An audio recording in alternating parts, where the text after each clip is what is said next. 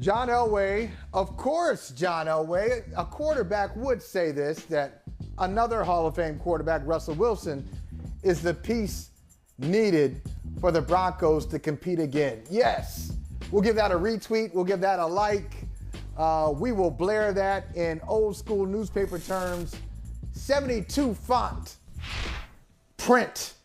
The headline above the fold. Yes, put it in bold. Of course, Russell Wilson is what the Broncos need to compete again. That's the piece. But Ryan Harris, our guy who knows all about the Broncos, pro football and college football, I'm going to ask you, how significant is that piece? Because we all look at Russell Wilson coming to the Broncos and we say, hey, they're contenders. Is he enough to make them contenders right now in your eyes? Absolutely. And I was fortunate enough to catch a couple of plays of practice. Maybe I wasn't, maybe I was supposed to, but fellas, the ring plays. And one of the things you notice with great quarterbacks is they can make throws that are unavailable to the rest of the NFL. And one of the throws I saw him make was to Kendall Hinton, a guy who was a former cornerback and then quarterback for a game and then back on the practice squad, but really did well. And what Russell Wilson did is on a quick slant to the seam from the right, Russell Wilson threw the ball about 10 feet high, right over the linebacker that was in his vision and under the safety. Well, Kendall Hinton went up and skied for the ball, caught it, and was already past the safety by the time he lands. Now, that may just be some quick pass to many, but a guy like Kendall Hinton, one, Russell Wilson's looking for you to be open. Two, he's going to give you a play that lets you be an athlete. And three, the confirmation when your feet hit the ground that you can succeed, and that's just one player in one play. And Russell Wilson's been cooking in OTAs and really pushing guys to show them what it takes to win. Yeah, and Ryan, I think that process is really interesting, right? Like, because I think part of the reason why the Broncos did this is because they do feel like they've got a roster that's in position to win right now, the same way the roster that you were a part of in 2012, like they felt the same way. Like they were ready to win, and you insert a franchise quarterback in there, and it can kind of put you over the top. What was like the process of onboarding Peyton-like? Because I think obviously you have some guys that were used to doing things a certain way, and then you have a quarterback who's so established, who's played in so many big games, who has the way he likes things, who's played in a certain type of offense for his whole career. Like, what does that process look like, and what do you think the other Broncos players are going through right now and getting used to playing with Russell, and maybe the coaches too? Well, the biggest part of the process is a quarterback that's willing, right? And I'll take it, 2011-12 season, I was in training camp when Peyton first came, and he was a different guy. He was getting guys cut. He was really firm on what he wanted guys to do. Fast forward to when I came back in 2015, he was far more open to guys. He asked us, hey, what do you want to call this play? Hey, we're going against the Chargers again. What do you want to change the East Coast and West Coast? We said, how about Biggie and Tupac? And he goes, well, you think guys will really know what that means? So, well, yeah, everyone but you, Peyton, right? So Peyton was willing, not just with players in 2015, to involve them in the process, but also coaches. I mean, one of the greatest books that's out there to be written is how much Peyton Manning and Gary Kubiak just listened to each other, forced each other to change and listen to each other. And I bring that up because one of the things I love is Russell Wilson is already, with Coach Nathaniel Hackett at the Broncos, said he's a great teacher. Guys are learning, not guys are catching up, not guys are in meetings, guys are learning, right? So he's already starting to mesh with Nathaniel Hackett, also telling him what works, what doesn't work. And Nathaniel Hackett's already talked about being open and willing to listen to his players on the field. Those are two rare things. So in a combination of a willing quarterback and a willing coach, now you get that quarterback to go to the field and he's got a mandate from the coach to create wins. And what that looks like is taking the 10 minutes before practice where offensive linemen are sitting and mulling around and turning that into a blitz period, getting guys out to Russell Wilson's house in the offseason to work. And one of the things Russell keeps saying is I keep showing these guys what it takes to win. And that's something that this Broncos young roster really hadn't learned in the past few years. All right, so let's say they're figuring it out. Let's say it that way, Ryan. They're figuring out what Russell Wilson already knows, and that is winning and how to put that into place, not just on game days, but during the week at the facility. And I mentioned this earlier to Bert. The rest of the division, though, is a bear. I mean, you got the Raiders, you got the Chiefs, and you got the Chargers. Those are all good teams. just how could the Broncos separate themselves? I'm not even talking about the Chiefs yet, because the Chiefs, I think, until you knock them off, I think it's 4 straight years of 12-plus wins. Until you knock them off, you got to give them their respect. But how do you separate yourself from the Raiders? How do you separate yourself from the Chargers? Well, there's going to be 2 big keys in this schedule for the Broncos. The first 9 weeks, they only have 2 division opponents. That's big. You got to create some kind of schedule lead there. And then you wrap up December 4th on. I mean, you're facing a gauntlet. You've got the Chiefs twice. You've got the Ravens, and then you've got the Chargers, right? So they have to first separate in that first half of the season and then dominate in the second half. But that's another benefit of having Russell Wilson. We were down when I was with Peyton Manning, 14 points in the fourth quarter in Kansas City, and he gets in the huddle and calls 2 plays. And I'm thinking, oh God, he thinks we can win this game. And we ended up winning it, right? Ben Roethlisberger was the same way when I played with him. Champions like Russell Wilson, high quality quarterbacks that can make throws that aren't there, they're going to build belief in that first half of the season so that players later on, when the gauntlet gets real, they know they have not only a chance to win, but to make the play to help the team win. And that kind of confidence, that kind of building, that's what they will be able to build around Russell Wilson. The only thing that's going to make a difference will be whether or not they're healthy.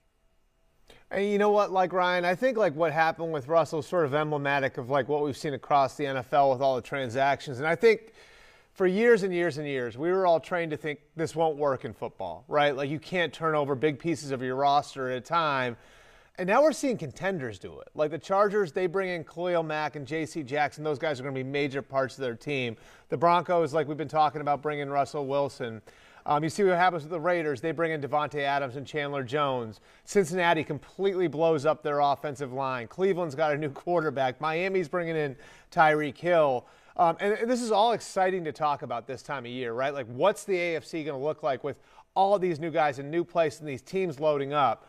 From a player's perspective, do you think any of this backfires? Like this amount of movement, like, I mean, and not just good players, sometimes the best players on teams going from one team to the next. What do you think that's going to look like, you know, when we get to September and October? And maybe do you think there are some more bumps for these teams coming based on the adjustment that maybe some of them are going to have to make? There absolutely are bumps and adjustments that have to be made. I mean, it's one thing to trade players and move them around. It's another thing to absorb egos. And that's really what you're talking about if you want to win in the NFL. You have to absorb a bunch of personalities. So that starts with leadership. But especially for players, strangely, the urgency in the NFL is even higher now than it was. I mean, you come from college, a place where typically most guys have been there for 4 years, right? Maybe learned a new offense at some point. And now in the first year, not only do you learn a new offense, everything's different, everything's faster, everything's bigger. And then year 2, if you're lucky enough to get to year 2, half of your team is gone.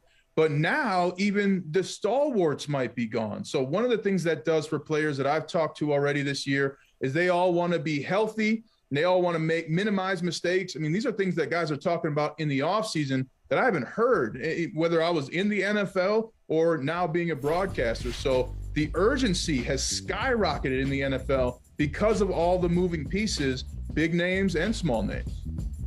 How does that affect you psychologically as a player? Like, sorry, Michael, but I'm interested. No, go ahead. Like, psychologically, how does that, how could that affect, like some of these players?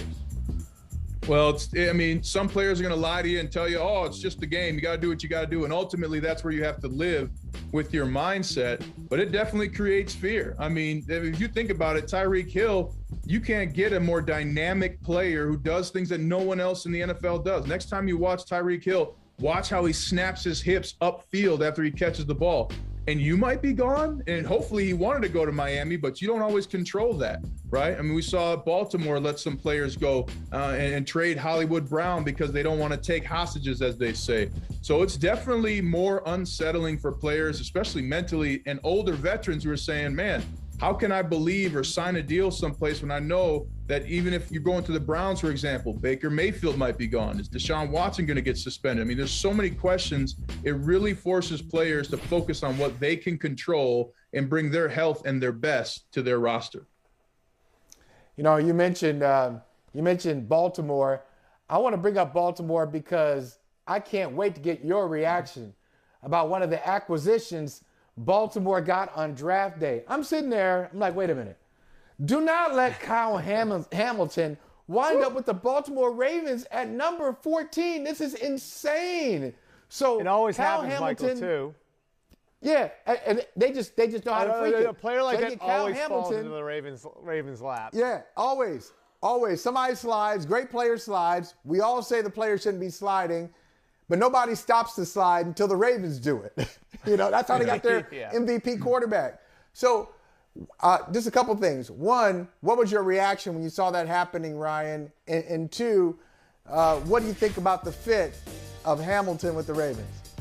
Well, my reaction was multiple teams, including the Vikings and the Lions, are stupid for not drafting Kyle Hamilton. And I get it. Maybe he didn't run a fast 40, but you know who else didn't? Chris Carter, Larry Fitzgerald, right? I mean, come on. You put on the film, and there's no one like Kyle Hamilton.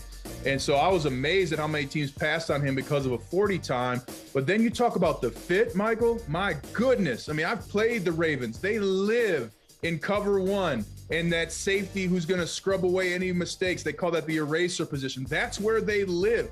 You just gave Harbaugh carte blanche for the next 4 years to run every single blitz he can imagine and dream of. I mean, Kyle Hamilton has the speed to cover both seams. If they're bringing a zero blitz, he has the coverage ability with the ball in the air to cover a deep route to let corners take chances underneath when there is some pressure that puts everybody else in man. Kyle Hamilton had a fantastic spot, and they'll be playing the Steelers twice a year. The Steelers' number one threat on offense, Notre Dame wide receiver Chase Claypool. And I promise you, Kyle Hamilton gives no bones about giving his old teammates some tough love in that secondary. Yeah, I think Kyle Hamilton's fascinating, guys. Because one thing that you consistently heard about him is that you're going to have to be creative with him, and that maybe you can't leave him in one spot. And I know what you're talking about here is him playing post safety a little bit more, Ryan. But one thing that sort of came up was you're going to get the most out of him if you use him creatively. Sort of the same way the Chargers used Derwin James, where they move him around a lot. I think that's a big part of it, right? Like going to Baltimore, not only are they going to play him in that role, high, like you're talking about, but they're also going to be creative enough to use him in different ways. Well, and that's the biggest thing fans are missing about the game of football now. The game has changed in that quarterbacks understand coverage a lot more than they ever have. So what does that mean? A player like Kyle Hamilton can come down, press a guy on a receiver, and still play man as a corner. He can play a tight end at his 6'5" height. He can do many, many things that help your defense while confusing quarterbacks. So the biggest thing about using this free and post safety that's changed in today's game is it really changes the coverage read for pre-snap and post-snap for quarterbacks. And especially with the experience of Harbaugh in Baltimore, having Kyle Hamilton is going to make it a lot easier for them. But that's something that a lot of defenses are going to. Can I get a safety that can also sometimes play corner, that can press man that tight end on the line of scrimmage to create? Is that a fourth linebacker, a third linebacker? Now the line's talking, the ball snapped, everyone's confused. So make no mistake, this is a big reaction to the quality of quarterback play that we see now in the NFL.